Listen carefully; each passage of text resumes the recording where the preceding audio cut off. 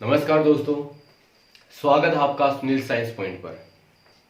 अपन RPSC second grade biology के exam की तैयारी के लिए अपन ने वीडियो स्टार्ट किए थे, जिसके अंदर कोशिका की सबसे पहला जो अपना टॉपिक है, सबसे पहली यूनिट साइटोलॉजी को अपन ने स्टार्ट किया था, जिसमें कोशिका की संरचना के बारे में अपन अध्ययन कर रहे हैं। लगभग कोशिका की संरचना है वो कंप्लीट हो चुकी है। आपका एक लास्ट आपका बचता है इसके अंदर सीलिया और फ्लेजिला, जो कोशिका के अंदर पाए जाते हैं। तो उनके अंदर देखते हैं अपन क्या होगा। और इससे पहले अपन ने जितने भी वीडियो अपलोड किए हैं उनके लिंक इसके डिस्क्रिप्शन बॉक्स में आपको मिल जाएंगे। तो कृपया करके अगर आपने वो पहले वाले वीडियो नहीं देखे हैं तो इस वीडियो को देखने से पहले उनको भी देखें, जिससे आपका जो कॉन्सेप्ट है कोशिका का वो क्लियर हो जाएगा। आज बात करते हैं अपन सीलिया और फ्लेजिला की, कशाप और पक्षमाभ की। तो दोस्तों आपने देखा होगा कि आपका जैसे पैरामीशियम, आपने नाम सुना, स्लीपर सेल, जो स्लीपर एनिमल होता है, इस तरीके से पैरामीशियम चप्पल के जैसा पाए जाने वाला जंतु, इस तरीके से एक जंतु होता है। तो उसके अंदर अपन ने देखा था कि उसकी पूरी बॉडी के ऊपर छोटे छोटे रोम से पाए जाते हैं, पूरी बॉडी के ऊपर पाए जाने वाले छोटे छोटे रोम। या आपने युगलिना कभी देखा है, तो युगलिना की अगर संरचना देखते हैं तो उसके ऊपर पाए जाने वाला एक ही रोम, ये जो रोम है आपके, ये कोशिका को गति प्रदान करने का काम करते हैं, ये मूवमेंट करते रहते हैं। तो ये कोशिका की गति प्रदान करने का काम करते हैं। अगर कोशिका के ऊपर बहुत असंख्य मात्रा में या ज्यादा मात्रा के अंदर पाए जाते हैं तो ये छोटे छोटे भाग होते हैं, इनको कहा जाता है सीलिया। ये क्या होते हैं? पक्षमाभ। और अगर संख्या में 1, 2 या 4 के करीब मिलते हैं तो उनको कहा जाता है कक्षाभ या फ्लेजिला। तो यहाँ पे ये फ्लेजिला आपको देखने को मिलेगा, ये आपको देखने को क्या मिलेगा भाई? सीलिया देखने को मिलेगा।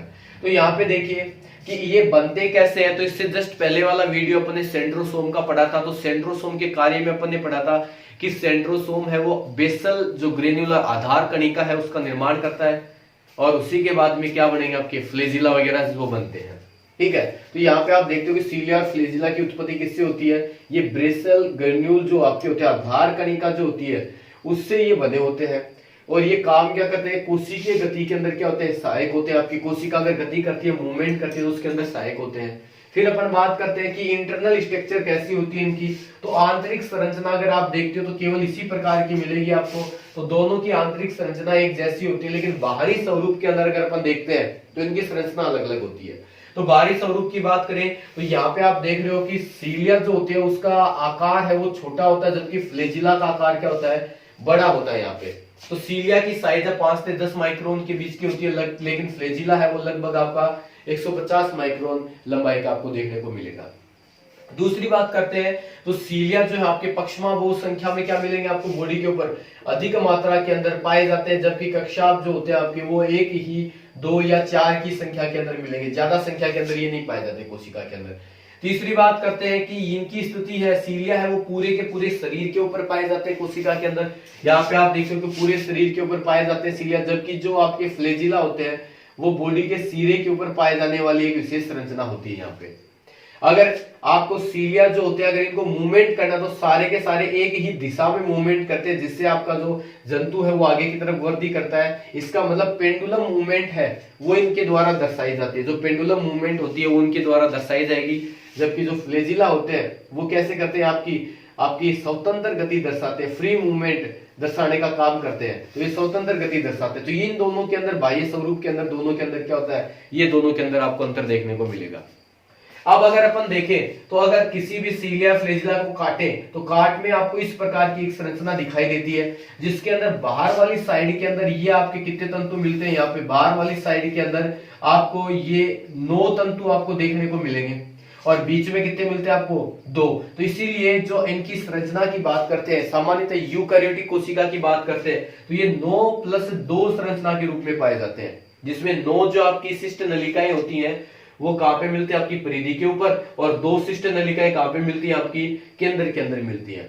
अगर 9 की बात करता हूं, ये 9 व्यवस्था है, तो यहाँ पे आप देखते हो ये 2 उपतंतु से मिलकर बना होता है। एक शिष्ट नलिका 2 उपतंतु से मिलकर बनी होती है, इसीलिए इसको क्या बोलते हैं? डबल फिजन वाली जो नलिका होती है वो पाई जाती है 9 के अंदर। और ये कौन सी प्रोटीन से मिलकर बनी होती है? तो ट्यूबलिन जो प्रोटीन है उससे निर्मित होने वाले उपतंतु होते हैं यहाँ पे। तो 9 जो नलिकाएं होती है, 9 शिष्ट नलिकाएं जो परिधि के ऊपर पाई जाती हैं, ये दो उपतंतुओं से मिलकर बनी होती है और ट्यूबुलिन प्रोटीन से निर्मित होती है। जबकि केंद्र वाली की अगर अपन बात करते हैं तो केंद्र के ऊपर आप देख रहे हो कि यहाँ पे केवल एक एक शिष्ट नलिका, इसका मतलब यहाँ पे डबल ना होकर केवल सिंगल सिंगल दोनों, इसीलिए इसको क्या बोलते हैं, सिंगल फैशन पर पाई जाती है। और ये किस प्रोटीन से मिलकर बनी होती है, तो डेनिन प्रोटीन जो होती है आपकी, डेनिन प्रोटीन से मिलकर ये बनी होती है। बाहर वाली बनती है ट्यूबुलिन प्रोटीन से और अंदर वाली जो दो होती है वो डेनिन प्रोटीन से मिलकर बनी होती है। अब बात करते हैं क्या प्रोकैरियोटिक में भी यही व्यवस्था होती है। तो प्रोकैरियोटिक कोशिकाएं जो होती है अल्प विकसित कोशिकाएं होती है, जिनके अंदर जो आपकी सीलिया या फ्लैजिला की बात करें तो उसके अंदर जो शिष्ट नलिकाएं होती है उनका क्रम है वो क्या मिलेगा आपको 0+1, यानी परिधि के ऊपर कोई भी आपकी नहीं मिलेगी, लेकिन केंद्र के अंदर आपको केवल एक देखने को मिलती है। और ये जो एक शिष्ट नलिका है ये कौन सी प्रोटीन से मिलकर बनी होती है, फ्लेजीन प्रोटीन से मिलकर बनी होती है। तो प्रोकैरियोटिक में फ्लेजीन प्रोटीन से मिलकर बनने वाली एक ही शिष्ट नलिका पाई जाती है। जबकि यूकैरियोट के अंदर ये संख्या में कितनी होती है आपकी, टोटल 9+2, यानी टोटल कितनी संख्या में मिलेंगे आपको 11 जो शिष्ट नलिका है वो मिलती है। जबकि यूकैरियोट में केवल एक ही नलिका आपको देखने को मिलती है।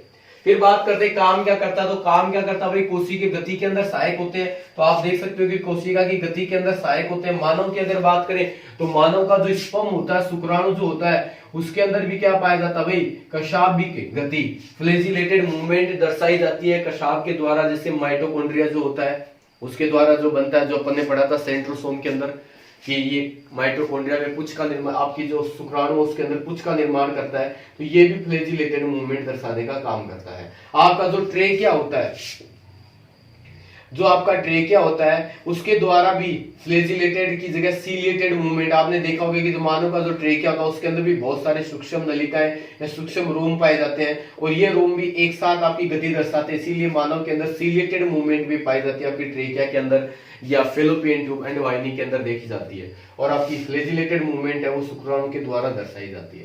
तो ये आपका एक नया कोशिकांग जो था सीलिया और फ्लैजिला वो कंप्लीट होता है। हाँ देखिए दोस्तों, कुछ और सूक्ष्म कणिकाएं पाई जाती हैं कोशिका के अंदर, जिसके अंदर पहला आता है इसके अंदर प्रोक्सिसोम। अब प्रोक्सिसोम की अगर अपन बात करते हैं तो इसको भी बनाने वाले, जैसे अपन ने पढ़ा था गोल्जिकाई है, गोल्जिकाई के अंदर ही क्या लाइसोसोम बनता है आपका, कौन सा बनेगा, प्रोक्सिसोम बनता है। इसी के अंदर जो आपकी एक्रोसोम बनता है जो शुक्राणु के ऊपर बनता है, तो उसी के तहत इसका निर्माण करता है आपकी गोल्जिकाई भी प्रोक्सिसोम का निर्माण करता है। खोज करने वाले इसके कौन है, वैज्ञानिक टोलबर्ट ने इसको खोजा था। एक विशेष प्रकार की संरचना होती है जो पुट्टिकाओं के रूप में पाई जाती है, छोटी छोटी इसमें पुट्टिकाएं होती हैं आपकी, वैक्यूल के रूप में मिलेगी आपकी, उसके रूप में पाया जाने वाला है। और इसका काम क्या होता है भाई, इसका काम होता है प्रकाश संश्लेषण में सहायता प्रदान करना। और दूसरा काम क्या करता है, पदार्थों को क्या करता है, तोड़ने का काम करता, विखंडन का काम करने वाला क्या है, ये कोशिकांग होता है आपका। दूसरा कोशिकांग है इसके अंदर स्पिरोसोम। स्पिरोसोम की बात करते हैं तो प्लांट सेल के अंदर पाया जाता है। काम क्या करता है, ये स्टार्च जो होती है उसका क्या करता है, स्टोर करने का काम करता है। तो पादपों के अंदर स्टार्च का संग्रह करने का काम किस कोशिकांग का होता है, तो वो होता है आपका कौन सा, स्पिरोसोम। इसके खोज की थी वीवर्स, आपके जो पर्नर ने, खोज करने वाले कौन है इसके, पर्नर नाम के वैज्ञानिक थे, इन्होंने इसको खोजा था।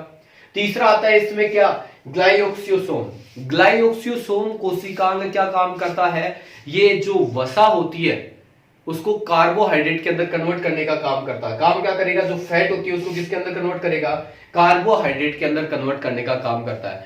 और वसा को कार्बोहाइड्रेट में कन्वर्ट करने के लिए एक चक्कर चलता है, जिस चक्कर को क्या बोलते हैं भाई, ग्लाइकोलेट चक्कर। और ग्लाइकोलेट चक्कर होता है ये, और इस क्रिया को क्या बोलते हैं, इसको कहा जाता है ग्लूकोनियोजिनेसिस। इस क्रिया को क्या बोलते हैं भाई, ग्लूकोनियोजिनेसिस। सामान्यतः जो एनिमल्स होते हैं उनकी लीवर सेल्स के अंदर ऐसा होता है, लीवर की कोशिकाओं में ऐसा पाया जाता है। लीवर का काम होता है ग्लूकोनियोजिनेसिस करने की क्रिया, तो वहां पर ये काम करता है। इसके खोजकर्ता कौन है, वीवर्स नाम के वैज्ञानिक ने इसको खोजा था। वसा को कार्बोहाइड्रेट में बदलने का काम करता है, मोस्ट काम इसका यही होता है। फिर एक कोशिका के बारे में छोटा सा पॉइंट बनता है इसके प्रोटोप्लाज्म या जीवद्रव्य से। तो प्रोटोप्लाज्म या जीवद्रव्य की बात करें, पहली बात तो ये याद रखनी है कि ये शब्द देने वाले व्यक्ति कौन है, तो पुरकिंजिया ने ये शब्द दिया था, लेकिन इसको देखने वाले कौन है, कोर्टी नाम के वैज्ञानिक है। कोर्टी नाम के वैज्ञानिक ने इसको देखा था, जबकि नाम देने वाले इसको प्रोटोप्लाज्म या जीवद्रव्य कौन है, पुरकिंजिया। अब बात आती है कि जीवद्रव्य बनता किससे है, तो कोशिका का जो साइटोप्लाज्म होता है, कोशिका द्रव्य और प्लस में सेल ऑर्गेनेल्स जितने भी पाए जाते हैं, कोशिकांग जो होते हैं उन्हें सबको अगर एक जगह जोड़ दे, यानी इसका मतलब होता है कोशिका की कोशिका भित्ति और कोशिका झिल्ली को अगर हटा दिया जाए तो बचा हुआ शेष पार्ट क्या होता है, उसका प्रोटोप्लाज्म होता है। तो ये होता है। तो एक वैज्ञानिक आते हैं इसमें हेक्सले या हेंसले नाम के, हेंसले भी मिल जाता कई बार, या हेक्सले। इन्होंने क्या कहा था कि जीवद्रव्य क्या होता है, जीवन का भौतिक आधार। कोशिका के जीवन का भौतिक आधार या मानव के जीवन का भौतिक आधार है वो क्या होता है, प्रोटोप्लाज्म या जीवद्रव्य होता है। जबकि रासायनिक आधार की अगर बात करें, जीवन के रासायनिक आधार की, तो वो क्या पाया जाता है भाई, डीएनए पाया जाता है। जीवद्रव्य की बात करें तो ये कोलाइडी प्रकृति का लिक्विड होता है। क्या होता है भाई, ये कोलाइडी प्रकृति का होगा। आपको ये भी पता होता है कोलाइडी का मतलब क्या होता है, कि विषमांगी विलयन, एक विशेष प्रकार का कैसा विलयन, विषमांगी विलयन का प्रकार होता है। तो आपसे ये भी पूछ लिया जाए कि भाई जीवद्रव्य है वो समांगी विलयन, समांगी या आपका जो विलयन है उसका प्रकार है विषमांगी का, तो ये विषमांगी प्रकार का विलयन होता है जिसके अंदर जो आपके विलय और विलाय के कण है वो एक दूसरे में पूर्णतः घुलित अवस्था में नहीं पाए जाते, क्योंकि इनको देखा जा सकता है सूक्ष्मदर्शी के द्वारा, इनको स्पष्ट रूप से अपन देख सकते हैं। इसीलिए ये क्या, या इसको अलग भी किया जा सकता है। वैसे तो अपन ने देखा कि सभी को अलग करके अपन ने पढ़ा है, तो अलग भी किया जा सकता है। इसीलिए जो जीवद्रव्य है उसकी प्रकृति कैसी होती है भाई, कोलाइडी प्रकृति का विलयन होता है ये सॉल्यूशन। तो ये कोशिका के जितने भी आपके कोशिकांग आते हैं दोस्तों, उनके बारे में अपन ने विस्तृत अध्ययन कर लिया है। एग्जाम के अंदर अगर कोशिका से कोई भी क्वेश्चन पुटअप होगा तो इससे बाहर आपको देखने को नहीं मिलेगा। आज की क्लास के अंदर अपन केवल इतना ही पढ़ते हैं। कल क्लास लेंगे अपन कोशिका जो आपकी प्रकार, उसके अंदर पढ़ेंगे जैसे प्रोकैरियोटिक सेल्स और यूकैरियोटिक सेल्स में डिफरेंस क्या होता है, और प्लांट सेल और एनिमल सेल में डिफरेंस क्या होगा आपका। कल की क्लास के अंदर अपन कोशिकाओं के अंतर की बात करेंगे, और फिर आपका कोशिका का चैप्टर है, फिर आपके कोशिका का विभाजन जो चलेगा वो अपन देखेंगे। तो आपको अगर ये वीडियो अच्छा लगे तो इसे कृपया करके ज्यादा से ज्यादा शेयर कीजिए दोस्तों, और आपकी कोई भी अगर सलाह है, जानकारी है, तो उसको मैसेज के अकॉर्डिंग आप भेजिए। आपके अगर कोई कंफ्यूजन चल रहा है, कोई विशेष प्रकार के क्वेश्चन है जो आपकी इन वीडियो के अंतर्गत आपसे सोल्व नहीं हो रहे, या नया क्वेश्चन है जो आपने देखा हो और जो मैंने पढ़ाया नहीं हो, तो कृपया करके कमेंट के द्वारा जरूर जानकारी दें। और आज की क्लास में केवल इतना ही पढ़ेंगे। धन्यवाद।